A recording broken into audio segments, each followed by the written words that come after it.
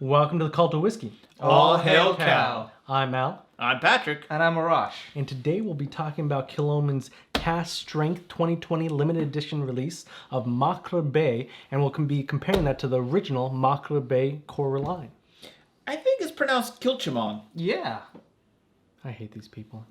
Cue the intro.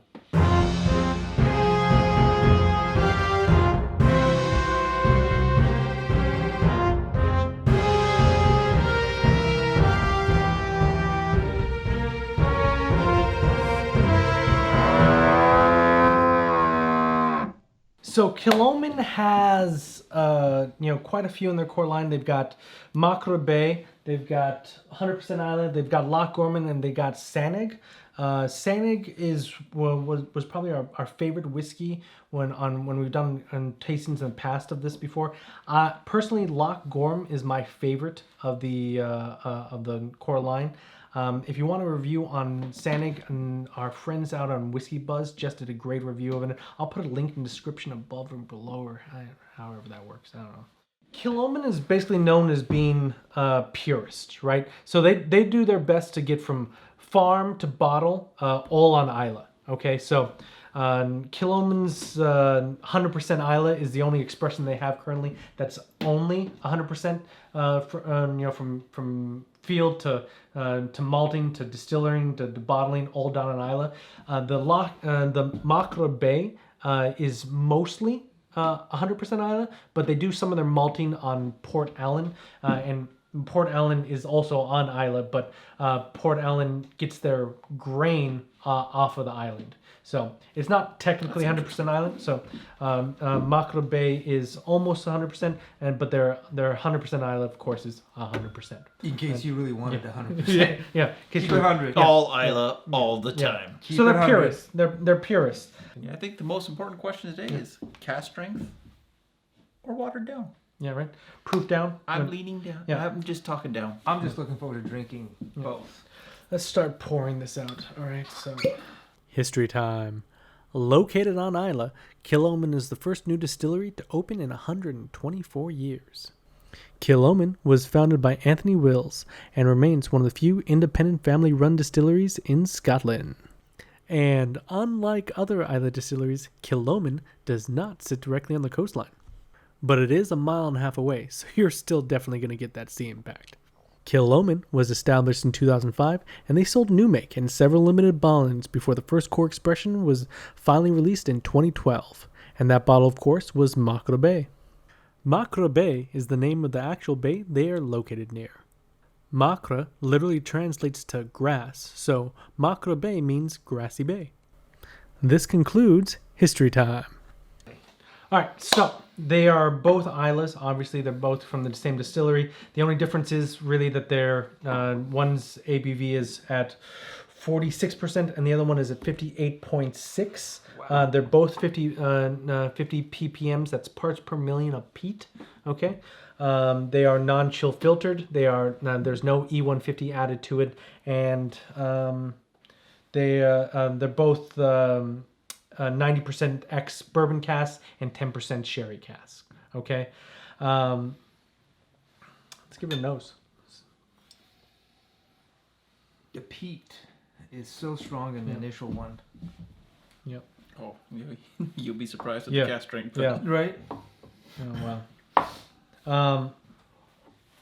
So just some conclusions we can make from the ABV. All right. So at the end of the day, the real question is, did they proof it down because they wanted an expression that gives a certain taste that they were going for, right? When you can proof down whiskey, and you can proof it down to a point where, like a chef making a design, right? They want to proof it down to a certain amount, but we know that 46% ABV is the bare minimum that you have to do so that you don't have to chill filter it. So it's not an arbitrary number. Okay. So they may have just picked it so that it'll look prettier. Yeah. So that's the original Machir Bay, right? And here is the cask strength. And you guys can get closer to the camera than I can, so why don't you try and... Yeah. So Got a bit of a different tint to it slightly, but it's very similar. Yeah. I'm gonna make a bold prediction that Yep. you're not gonna break any of the glasses, Right. and that I'm probably gonna enjoy the regular strength better than the other one personally. But I always prefer cask strength more often. So, well, to be honest, I really do enjoy cast strength, but I do personally prefer it to be on the rocks because for me it just has a little too much. I don't know. Kick. I don't want to say flavor. It's It's the a kick. little bit. It's just a little bit too much of a kick for me personally. That I enjoy the regular ones a little bit more when I'm drinking on the a straight, or definitely need a bit of a rock to mellow it out for me. But All right. we'll see how this goes. so on the nose, you get your vanilla, right? You definitely get a more alcohol burn on the cask strength.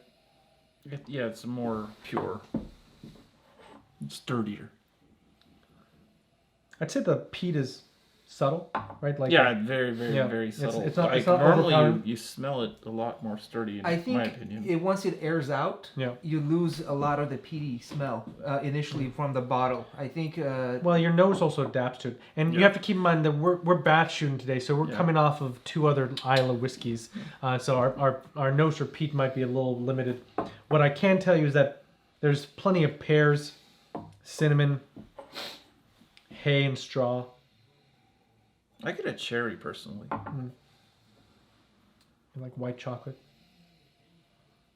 You have a much more refined nose than I do, I think. Well, I'm also not coming. I didn't come with a stuffed nose, in the middle.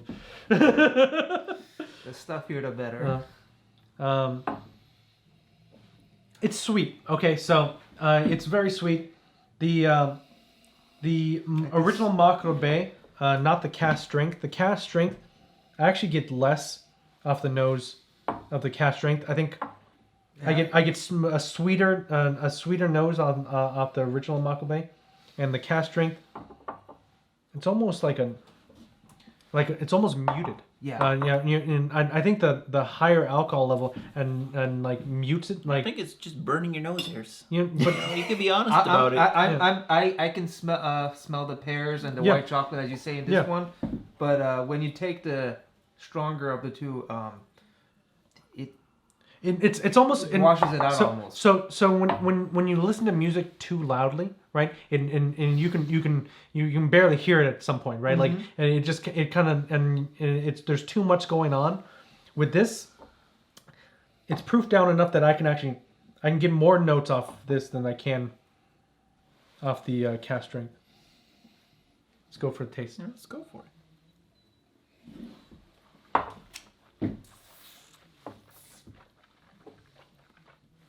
So I had the original.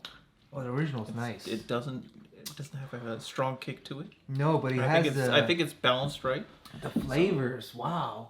I had the cask strength first, and it's got a kick. Let me go back to the kick and see. It definitely has a kick. I haven't had a cast strength yet, but the regular, I can really appreciate the subtle differences in flavor as it washes across my. Yeah, I'll say palate. the cask is way more of a kick. Mhm.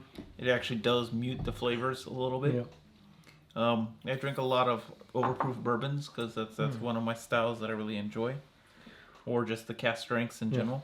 Yeah. But I do think that just on the first quick taste, I actually think the original. Yeah, They did I'm it with right the original by- on this yeah. one. I think I'm liking the They original. did a good job by muting to So let you enjoy it. I definitely get the like tropical, sweety notes from the Macro Bay, and on the cask strength.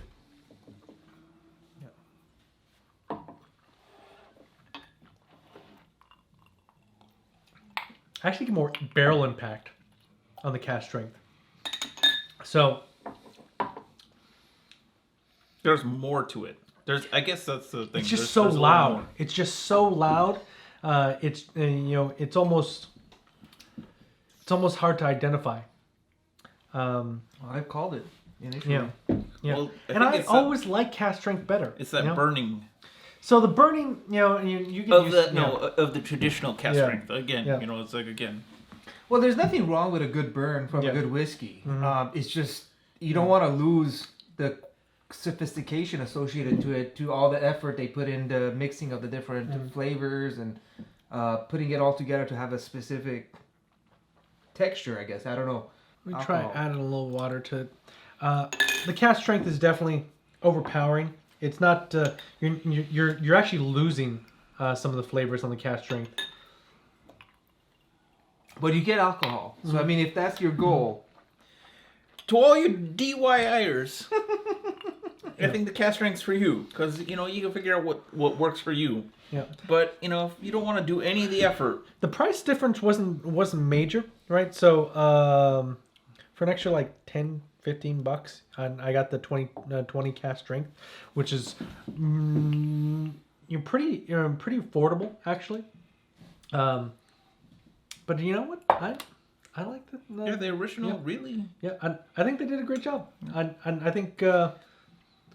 I think you hit it on the nose by identifying the subtle flavors associated to the regular one, and then moving to the harder cask strength and just getting knocked out of the park. Yeah, it's just overpowering, which is strange because I really like cask strength most of the time. And I think almost you like to drink? Yeah, right, right.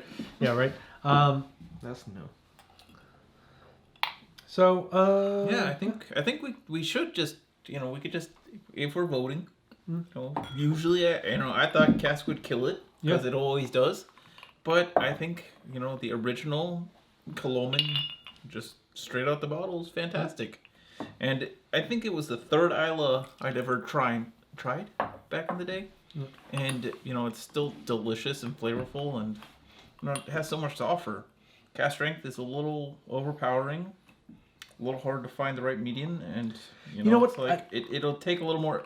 It'll take a little more drinking to be able to tell you. Really, at the end of the day, I get more flavors and more complexity out of the 46% Machir Bay than I do the cask strength. So, it is what it is. And I go to my original bold prediction. Yep. Cheers. Yep. Yeah. Perfect toast of the day, I guess. Take everything in moderation, including moderation. All hail cow.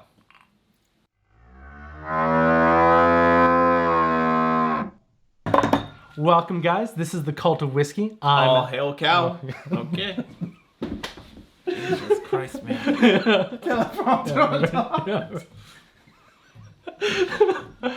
All right. Let's try this again.